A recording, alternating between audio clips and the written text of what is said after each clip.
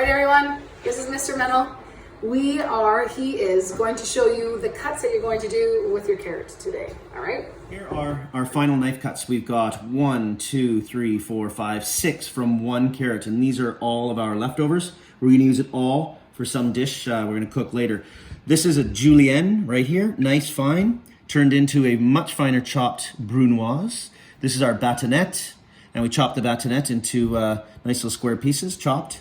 And we have what's called that tournée, a turned piece of carrot. And these are our cut on an angle, Asian style chopped carrots. Hi everybody, I'm gonna show you how to use a knife and get certain cuts using this guy right here. It is a chef knife. But first, I wanna talk quickly about your cutting board. Good old little dishcloth, make it nice and moist, wring it out well, and you throw it underneath your cutting board, nice and flat there. The idea is that when you put your cutting board on there, it doesn't move all that well. Okay, another little trick. I like to use a paper towel or a plate, and I want to peel as quick as I can. Lots of work to do.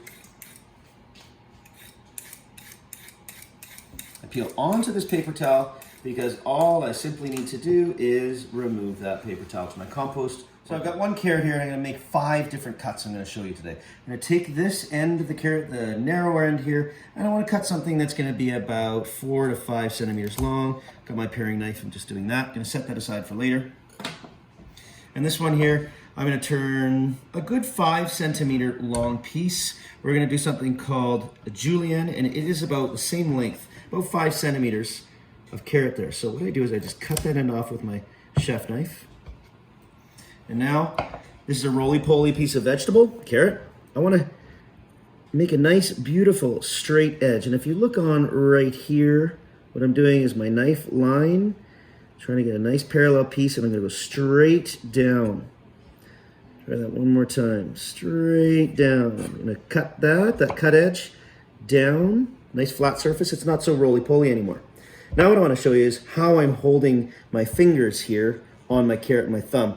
Got my chicken wing right here, my elbow. Okay, when my chicken wing is out, my fingers are pointing away from my knife blade.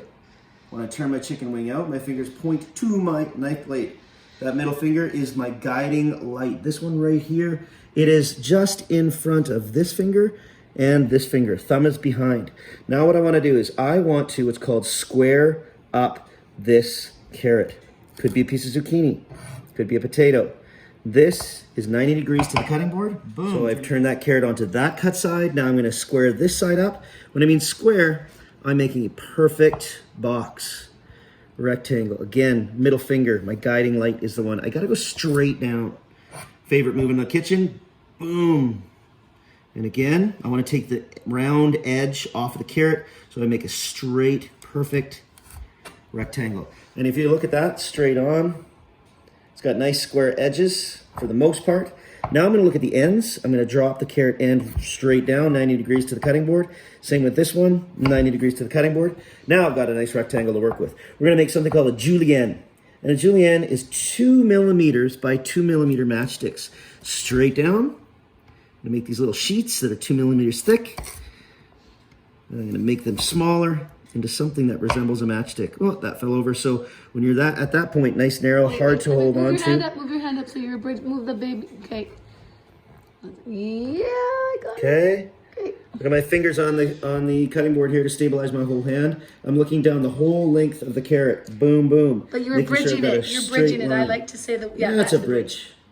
Finger on one side, thumb on the other. So I've got these leftover pieces of carrot. You can eat those, or you can put them in a stock, or you can use them for your soup if you want to. I've got these 5 sheets, these pieces of carrot, and this is what's called slow food. You are going to then cut these pieces into 2 millimeter long matchstick-like pieces.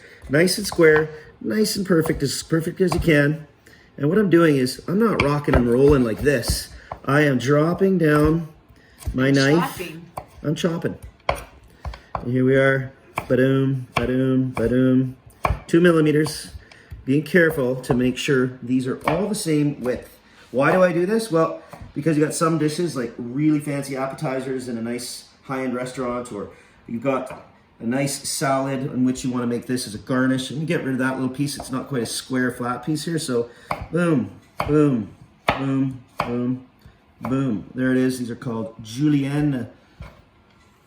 What I'd like you to do is Keep your cutting board clean, organized. So I've got a plate here on which I'm putting those other extra pieces of carrot.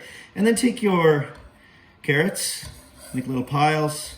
You're gonna work with one pile at a time. You're gonna turn julienne, which is a French word, sort of matchstick, long, nice 2 millimeter by 2 millimeter by 5 centimeter long sticks. You're gonna take them, take your little pile, square them all up, my chicken wing, this elbow, out, fingertips, my thumb, and my pinky finger down here. And what I'm doing is that middle finger, again, it's further out than any other finger. And watch how it bends forward. It bends forward, back and forth until I have it exactly. I'm looking down my knife and I see 2 millimeters in front of me. Bend that middle finger back towards, and now what I'm doing, lift that up, lift my fingers up, lift my fingers up. Are you walking back with your fingers? You're not pushing the food forward, are you? I'm going very slow right now, making sure my squares are 2 millimeters long. But you are keeping the knife tip pretty much on that cutting board. I'm going to put those down, so I'm just going to move those over there. I'm going to slow it down, and I'm going to use 2 matchsticks to show you. So, where my finger here, right in the middle of my carrot sticks, and I'm actually bending my fingers forward, and I can actually keep the knife tip down on the cutting board, and it's rocking it, and I'm moving my middle finger back, the knuckle anyways, and I get closer. So, here I am again, rock, rock, middle finger is bending backward. What the heck do you use these things for? Well, it makes a nice garnish in some really nice soups. Little squares, dash on a plate, nice and orange. So I'm going to do the rest of these guys. Grab a whole bunch. Again, the more you have, the harder it is to sort of keep all those little matchsticks together.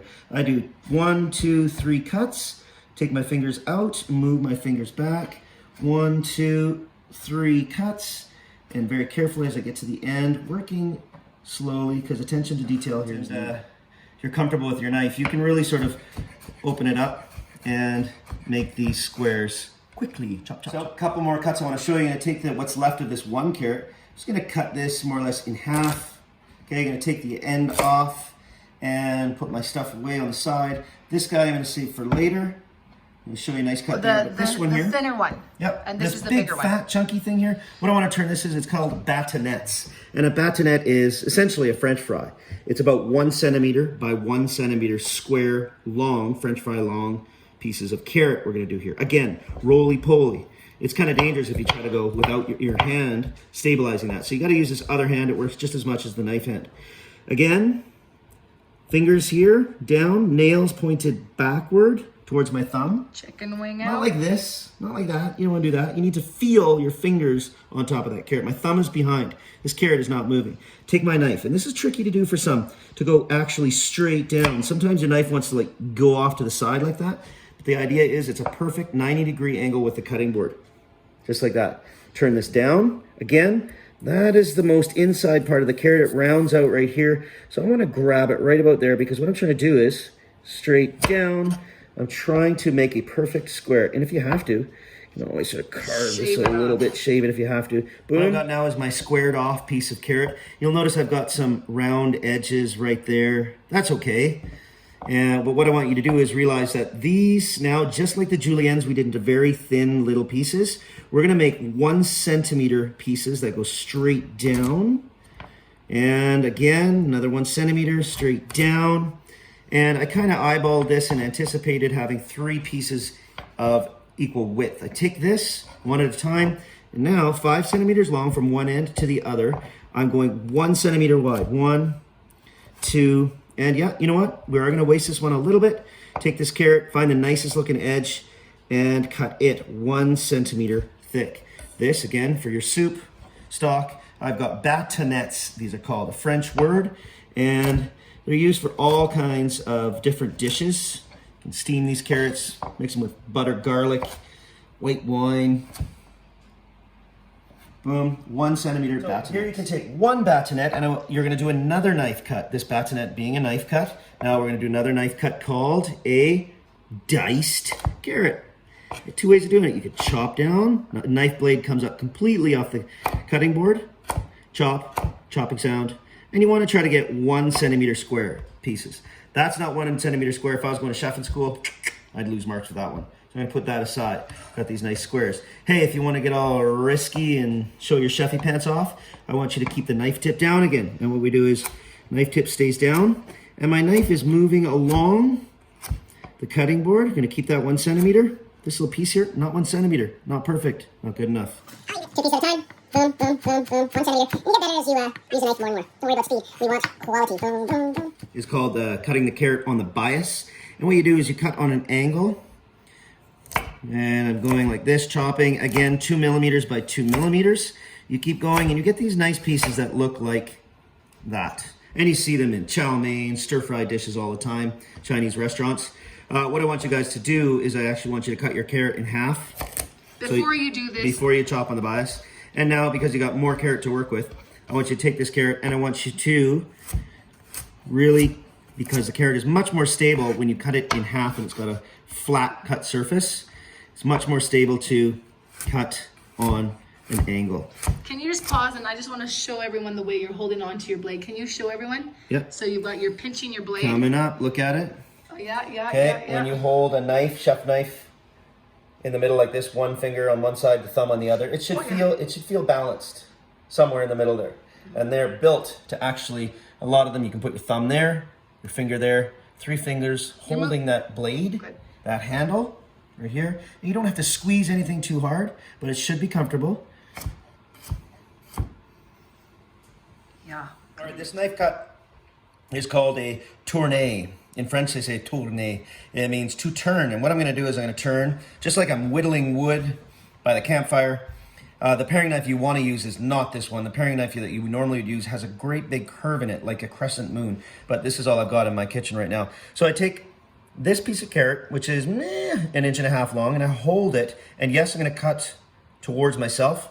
My thumb stabilizes this end of the carrot. The knife blade is going to meet this carrot on the end here, not right in the middle, just above.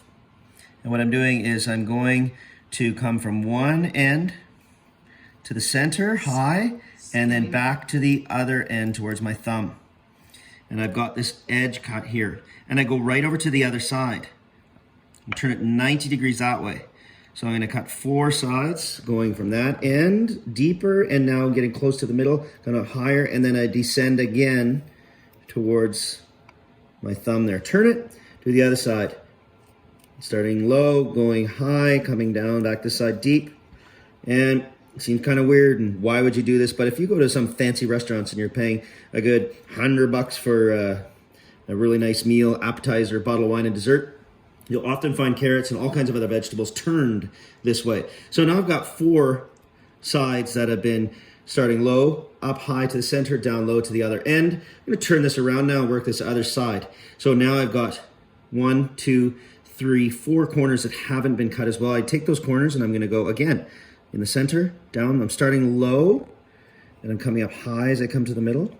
And then I go down again. And I'm going to go to the next one. Low, high, there. Just turning the carrot that way every time. And what you end up with is you end up with a carrot that has 8 sides to it. And I'm going to work some of this a little more in some spots. It's okay if you do.